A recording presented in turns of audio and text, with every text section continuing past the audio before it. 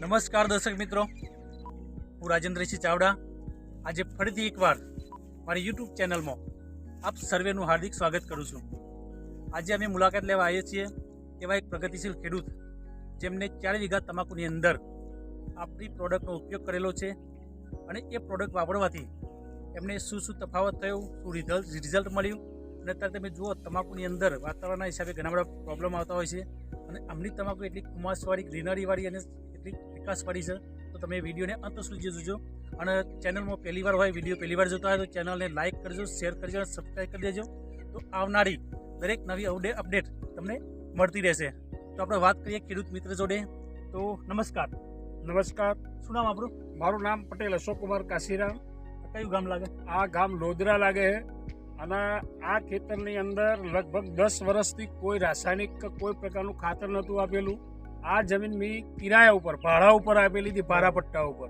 તો એ ખેડૂતે ખાલી ઘઉં અને ગવાર આ વગર બીજું કોઈ આના અંદર પાક લીધેલો નહોતો, એટલે આના અંદર ધરો ને બધો ઉગારાનો પ્રશ્ન થોડો વધારે હતો। ખાતર તો 10 વર્ષથી હતું જ નહીં, છાણિયું ખાતર પણ આ એક મને ઓર્ગેનિક દવા મળી। માહિતી આપજો લાવું। એમને જે જમીનમાં આપેલું એક સોઇલ હેલ્થ પાવર કરી, સોઇલ હેલ્થ પાવર કરી જે બેક્ટેરિયા બેઝ આવે છે, જે વખત જમીનમાં એમને છોડના થરમાં આપેલું પાણી સાથે, બરાબર? પાણી સાથે 4 વીઘામાં 2 બોટલ મેં આપી, 2 બોટલ આપેલી 500 ગ્રામની અને ઉપર છંટકાવ માટે એમને આપેલું ક્રોપ પરિવર્તન અને પેસ્ટ ઓર્ગો। ક્રોપ પરિવર્તનનું કામ છે ગ્રોથ પ્રમોટર, વિકાસ, છોડને નીલમો રાખવાનું, પત્તાની જાડાઈ અને વિકાસ વધારવાનું કામ કરશે। અને જે પેસ્ટ ઓર્ગો છે એ કોઈ પણ જાતની થીપ્સ હોય, કથરી, ચૂસ્યા, કોઈ પણ જાતનું જે છોડ ઉપર એટેક કરવાવાળી ચૂસ્યા જાતની થીપ્સ હોય એને કંટ્રોલમાં કરવાનું કામ કરે। કેટલી વખત છંટકાવ કરવાનો? સૌ પ્રથમ 45 ml એક પંપમાં 2 નાખેલી હતી અને એને પાણી પિયતના પહેલા છંટકાવ કર્યો। પિયત આપ્યા પછી જ્યારે અંદર પગ ફરતો થાય એટલે મેં 50 ml એક પંપમાં નાખીને આના પર ફરીથી છંટકાવ કર્યો। આમાં રાસાયણિક ખાતર કોઈ આપેલું? આમાં રાસાયણિક ખાતરનો એક સલ્ફર અને યુરિયાની 2 બેગ 4 વીઘામાં આપેલી છે, એટલે એક વીઘામાં એક અડધી બેગ થાય, બરાબર? શરૂઆતમાં રાસાયણિક ખાતર 4 વીઘામાં આપેલું છે, બરાબર? એ પછી આપણી જ ટ્રીટમેન્ટ કરેલી છે। તો અત્યારે તમે જુઓ છોડનો વિકાસ, એની ગ્રીનરી, પૌધાની હાઇટ તમે જોઈ શકો તો હાથીના કોણ જેવું પત્તું, લગભગ એનું એટલું વજન છે, પણ વજનમાં જુઓ તમે તો પ્રોપર ગોળ ફરી બતાવી દેજો। 4 વીઘા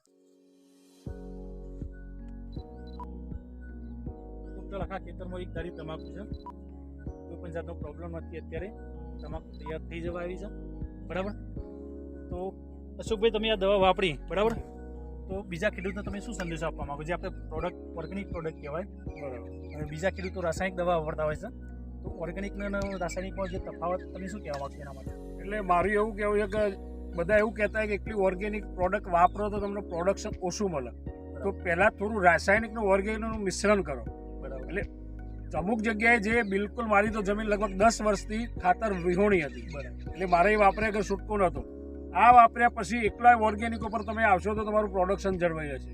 અને બીજું, આ દવા વાપર્યા પછી મને એવું લાગે છે કે મારી જમીનમાં જે હું પૌધાની ગોળ કરાવ્યું, ખેડ કરાવ્યું, તો એમાં મને એવું લાગે આ જમીનમાં કંઈક ભભરાપણું આવી ગયું, જે પહેલાં કઠણપણું હતું એમાંથી થોડું નરમપણું આવ્યું લાગે છે। જો આ જ વસ્તુ સતત 2 થી 3 વર્ષ વાપરવામાં આવે તો મને એવું લાગે કે જમીન જે પહેલાં વડવાઓ ફાય નથી એવી જમીન મારી થઈ જાય। અશોકભાઈનું કહેવું એવું છે કે જે રાસાયણિક ખાતર ઓછું કરવાથી, આ ઓર્ગેનિક પ્રોડક્ટ વાપરવાથી જમીનની અંદર જે નરમાશ કહેવાય, જે જમીન કડક થતી હોય એ ધીમે ધીમે નરમ થતી જાય છે, જમીનમાં સુધારો થાય છે, બરાબર?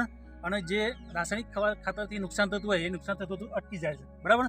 તો ખરેખર તમે તમારો મોબાઈલ નંબર બોલી જાઓ? મારો મોબાઈલ નંબર છે 9724454932। આ પ્રોડક્ટ તમને કોણ આપેલી? આ પ્રોડક્ટ તો મને એક્સિડન્ટ કેસમાં મળી હતી, અમારા વડીલ હિંમતસિંહ વાઘેલા એકવાર આ પ્રોડક્ટ લઈને બાજુવાળાના ઘેર આવ્યા હતા અને મને એમ લાગ્યું કે મારે આનો યુઝ કરવો જોઈએ, તો મેં ખાલી વાપરવા પૂરતી જ પ્રોડક્ટ લીધી હતી, પણ એના પછી મને એમ લાગ્યું કે આ પ્રોડક્ટ જ વપરાય, કારણ કે જો એક વખતમાં આટલું રિઝલ્ટ મળતું હોય તો સતત વારંવાર વાપરવાથી જમીનની ક્વોલિટી અને પ્રોડક્શન બેમાં વધારો થાય। તો થેન્ક યુ, તમે માહિતી આપી બધા, થેન્ક યુ। જય હિન્દ, જય પરિવર્તન।